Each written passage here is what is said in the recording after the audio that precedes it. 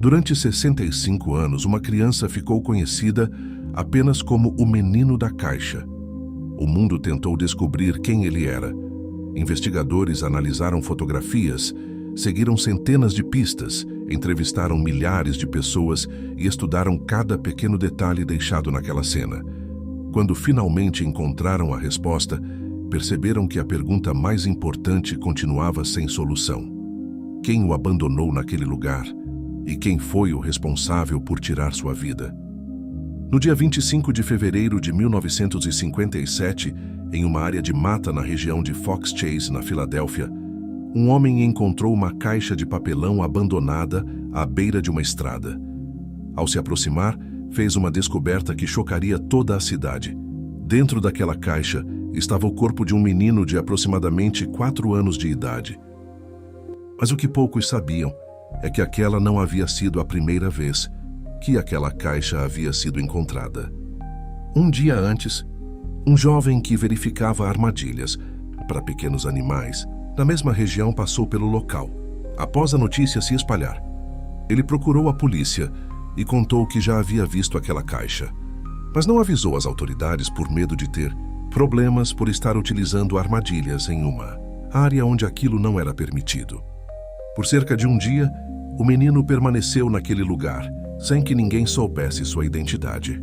Quando os investigadores começaram a analisar o corpo, perceberam que havia detalhes que tornavam o caso ainda mais misterioso. O menino tinha cerca de 4 anos de idade, media aproximadamente 1 metro de altura e pesava pouco mais de 13 quilos, um peso considerado baixo para sua idade. Seu cabelo havia sido cortado recentemente de forma irregular, suas unhas estavam cortadas e seu corpo havia sido lavado, como se alguém tivesse tentado apagar vestígios ou prepará-lo antes de abandoná-lo naquele local. O exame revelou também cicatrizes e marcas pelo corpo.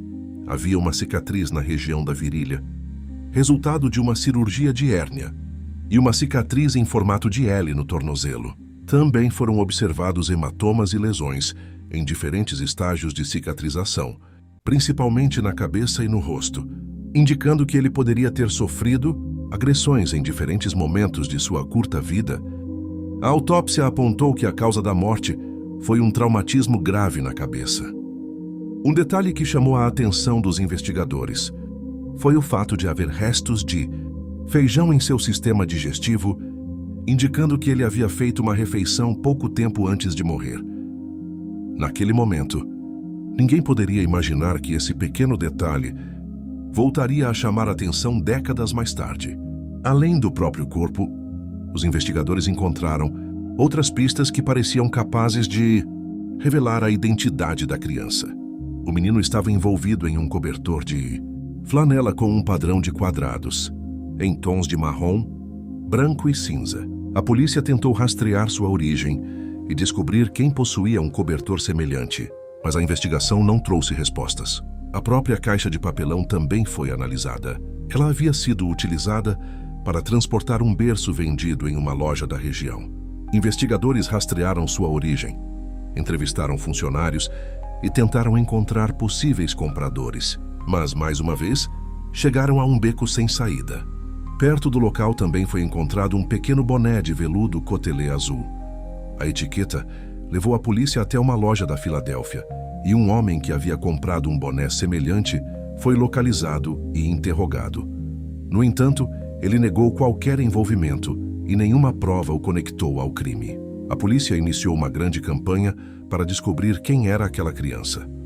Fotografias do menino foram distribuídas em cartazes, delegacias, hospitais, escolas e diversos locais públicos. Milhares de pessoas viram seu rosto e inúmeras pistas foram recebidas, mas nenhuma foi capaz de revelar seu nome. Os anos se passaram, depois as décadas, e aquela criança passou a ser conhecida como a criança desconhecida da América e também como o Menino da Caixa. Por 45 anos, nenhuma pista parecia capaz de revelar o que havia acontecido com aquele menino. Mas em 2002, uma mulher conhecida como M, identificada em algumas reportagens como Marta, apareceu afirmando carregar um segredo que poderia mudar toda a investigação. Segundo seu relato, sua mãe teria levado o menino para dentro de casa após obtê-lo de seus pais biológicos. Ela disse que a criança era chamada de Jonathan e que sofria constantes maus tratos. De acordo com Martha, em uma noite durante o jantar, o menino teria vomitado uma refeição de feijão. Sua mãe teria reagido com extrema violência e a criança teria morrido naquela noite. Ela afirmou que o corpo foi lavado, colocado em um carro e levado até a região onde seria abandonado. Martha também disse que, durante o trajeto, tentou cobrir o menino com um cobertor e que o carro chegou a ficar preso na lama antes de conseguirem seguir viagem. O depoimento chamou a atenção dos investigadores porque alguns detalhes pareciam coincidir com informações do caso, como o fato de o corpo ter sido lavado e a presença de feijão no sistema digestivo da criança. Porém, apesar das investigações, nenhuma prova definitiva foi encontrada.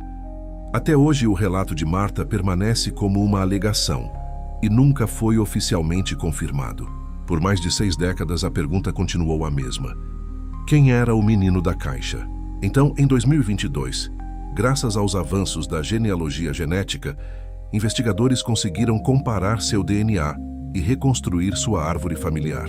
Depois de 65 anos, aquela criança finalmente recuperou sua identidade. Seu nome era Joseph Augustus Zarelli, nascido em 13 de janeiro de 1953.